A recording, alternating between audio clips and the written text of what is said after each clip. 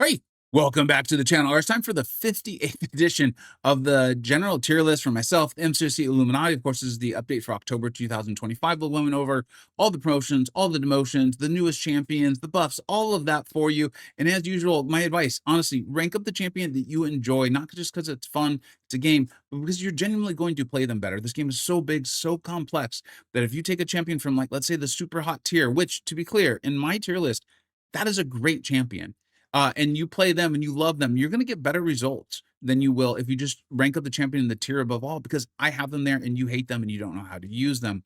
Also, remember, there's going to be timestamps in the description, and I'm calling that out in particular for this one because this tier list, it's going to be a little bit different. The spreadsheet is going to be a little bit different than what you're used to. I'm going to go ahead and explain that. If you're not interested in that, that's totally fine because the spreadsheet is still linked in the description. You can jump straight to the timestamp where I'm going to start off with the Mystic tier. All right, there's a couple of things I want to explain. One is this is not the spreadsheet that you're used to from the spreadsheet wizards. I am incredibly grateful for all the time, work, effort, energy, and everything they put into that spreadsheet. I truly believe it was the best spreadsheet ever in MCoC history. The big problem was the game continued to make less and less sense. And I'm not going to take the time to crap on Kabam and do all of that right now. That's not what this is about. It's about literally, we went through and we would score war, we would score battlegrounds, we would score general use, and general use was broken down into 5 categories. We'd even score the relics and all of these things. But every single month, it was like, okay, now this champion doesn't make sense. We'd go back and look at the scores and we're like, this isn't the information we're trying to get out. Because remember, we're trying to be helpful to people. Often the in-game competitive tier list, if you think about that's how I often presented it, it would make sense. But then as we went to, like, what if people aren't interested in battlegrounds and war? And that's where things would just dramatically fall apart. In my opinion, that has a lot to do with how little sense war makes with the rest of the game and the way Kabam continues to develop battlegrounds with these, like, incredibly hard, like, hardcore, like, I love the term that volatility is like magic key defenders. You need the magic key. And it's like, does that really make them good for other things? No, it really doesn't. But if you're playing the end game and you're playing competitive, and I'm talking like pretty competitive war and battlegrounds, it does. That's the game that Kabam has created. And so what I've done, and I thank the spreadsheet wizards, and I've even encouraged them. I'm like, hey, there are plenty of MCoC, there are plenty of Kabam employed MCoC YouTubers who might be really interested in using this, right? They want to, I'm not going to get into their mindset, and go ahead and take that to them. You know, I have mixed feelings on it, but I also respect how much work and effort the wizards put into it. And if they choose to, and you see it on one of those Kabam employee YouTube channels, thank the wizards for all the hard work they do, because they truly do know this game very well, and they spent hours on a spreadsheet creating it. And so what am I doing with this now? Well, you can see we've got some new Illuminati members there in Cantona and Nagase, along with the ones you've come to know and love.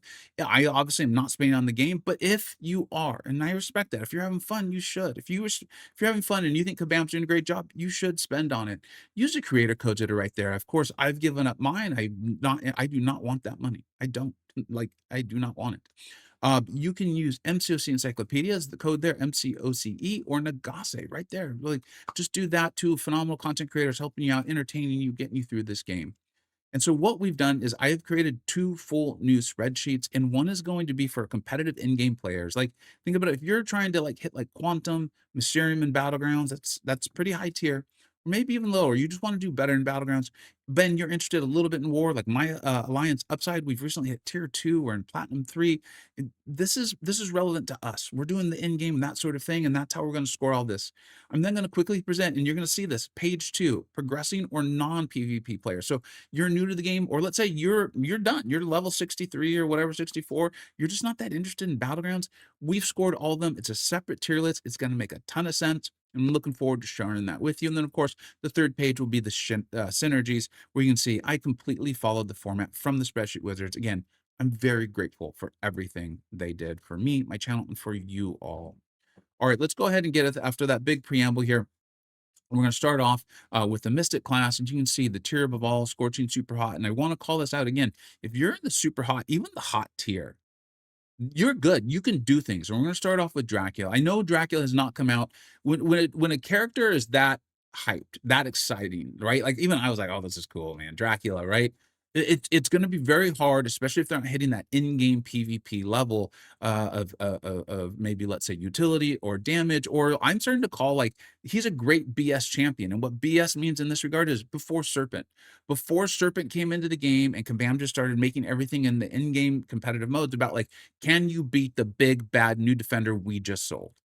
And if you can't, you're just not as relevant. It's unfortunate. That's the way Kabam has gone. I hope they do something about that. But that's where Dracula is. And you're going to see when we go into the progressing non in game PvP players, he actually moves up quite a bit because he does have really nice utility. Like that just constant tick of damage is really cool.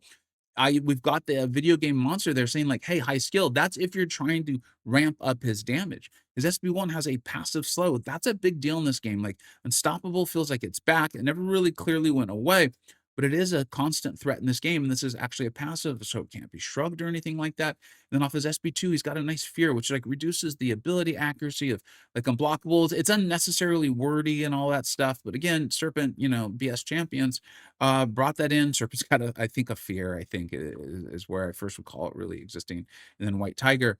So if you've got Dracula and you want to play him, I think you're going to struggle a bit to get phenomenal results in competitive war and in competitive battlegrounds, unless the meta that they've presented for them or the defender that is literally right in front of you is asking for one of those two things.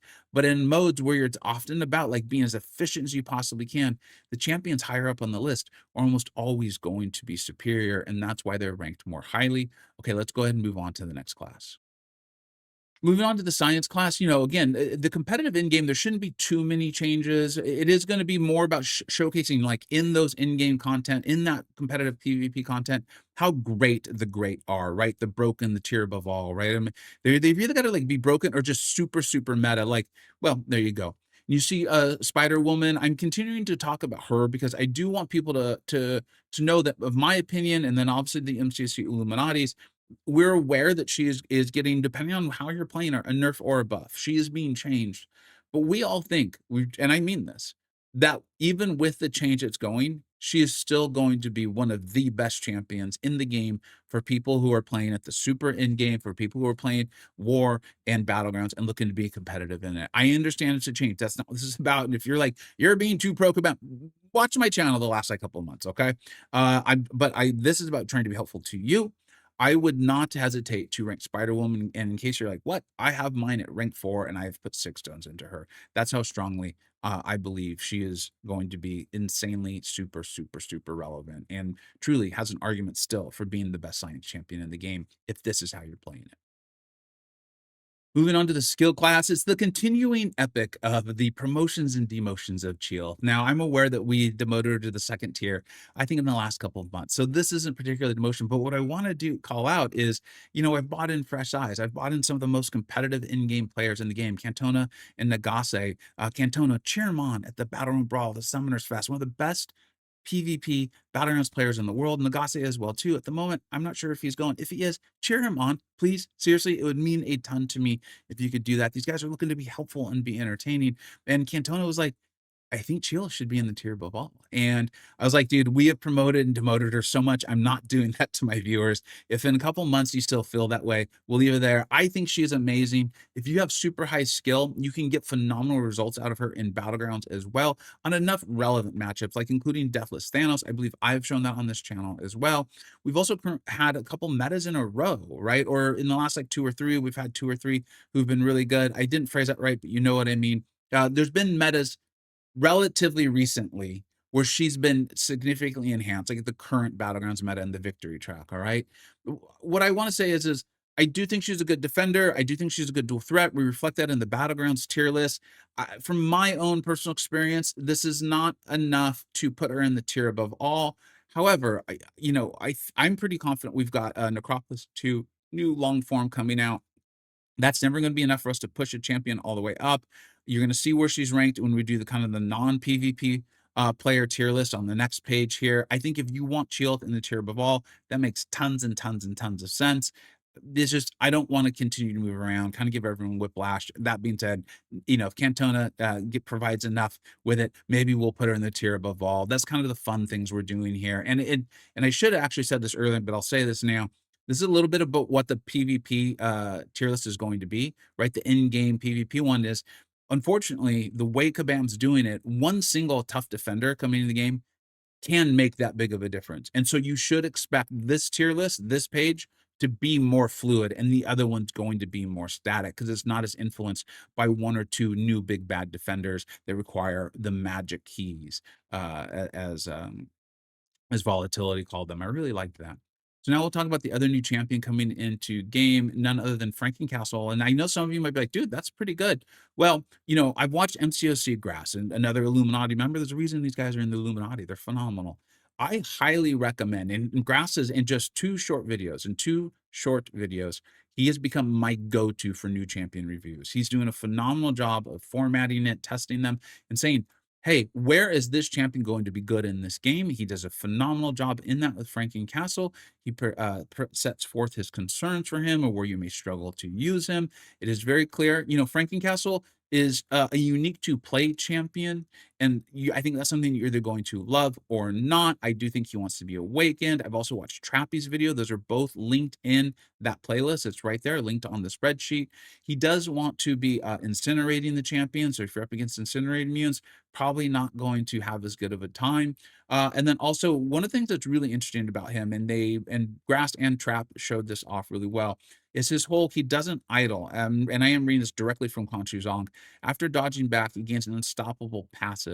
I think that sort of thing is going to provide him some really nice utility along with his crushed.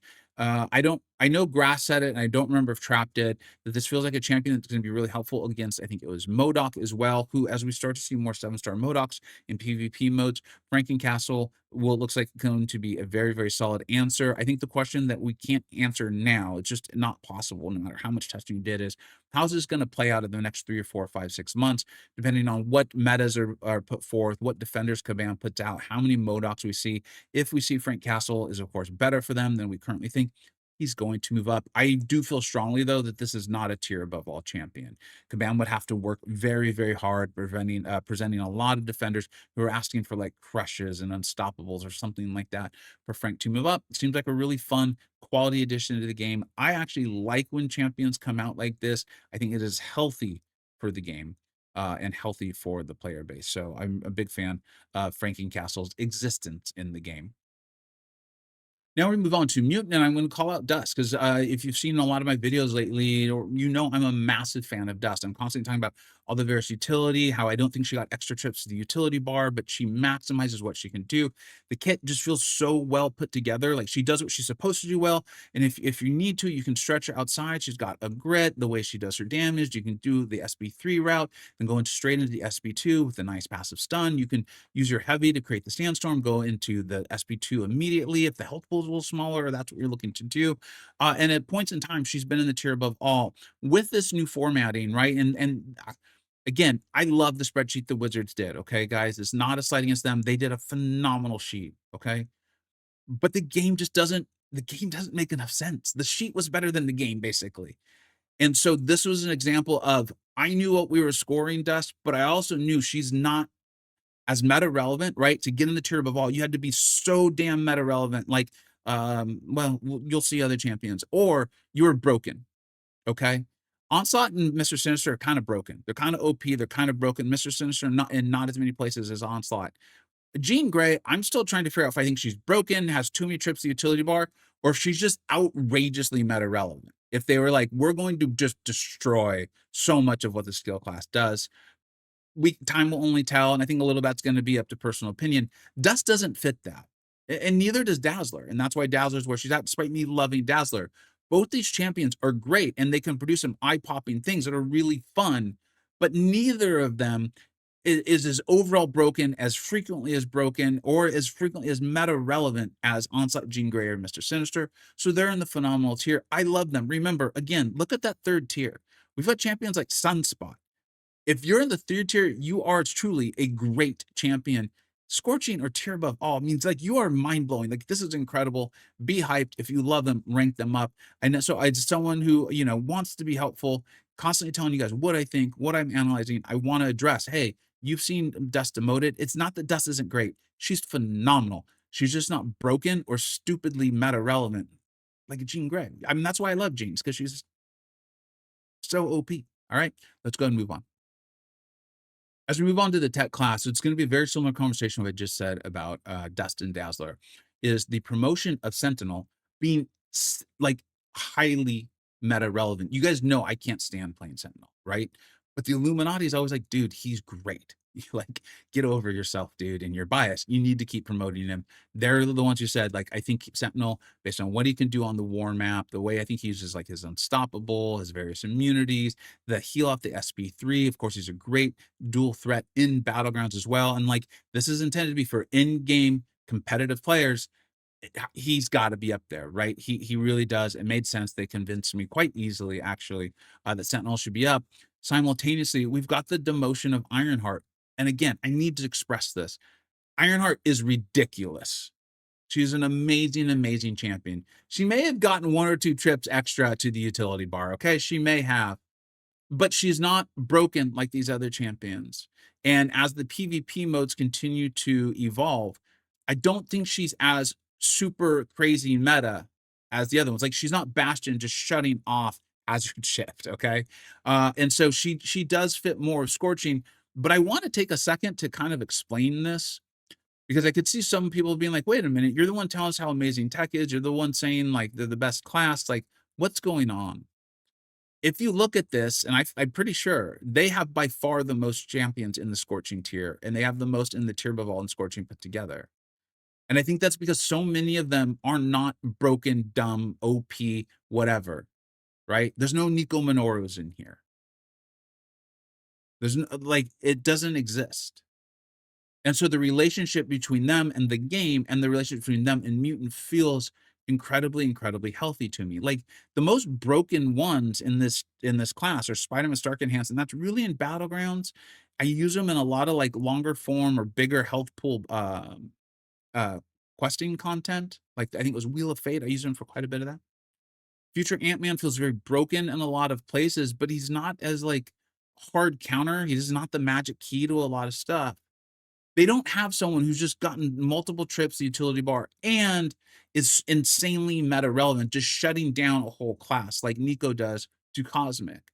And I think that's why, to me, Tech is by far the best champion. They don't have a champion in their class who's made the rest of them irrelevant for competitive in-game play.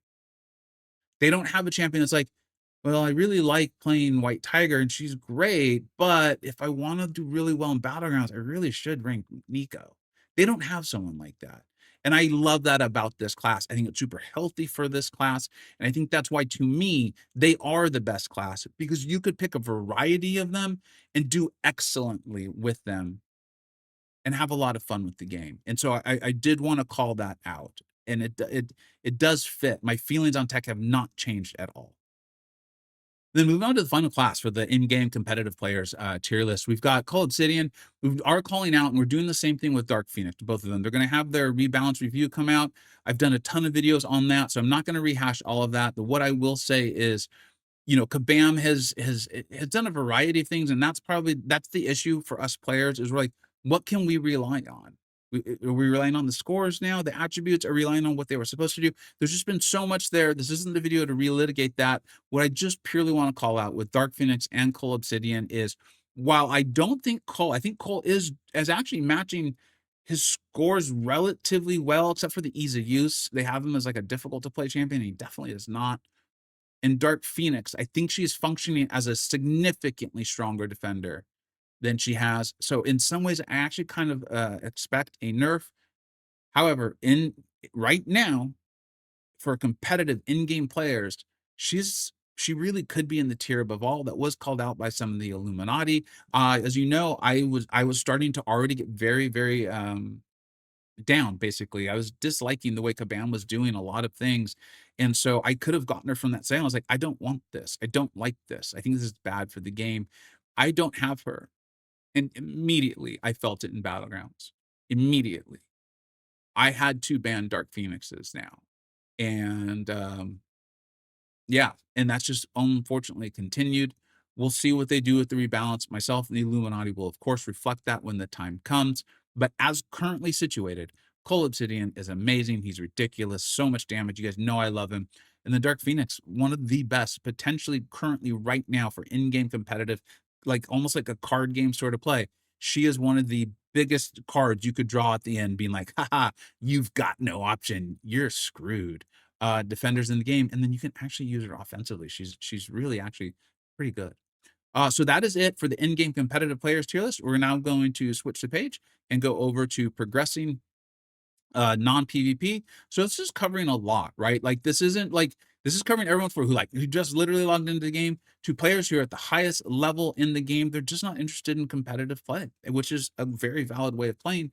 You can see there's a few different things up there in the top. The one thing I really want to call out, and I really appreciate this is why I have so many people for a variety of places playing the game on the Illuminati, MCoC Encyclopedia is like, hey, what I'm really concerned about here is us telling someone like, "Hey, Tigra is one of the best players in the game," but they just logged in today. They're gonna probably be really struggling to use Tigra, and he's right. And so that's why you've even got this in red over here on the legend.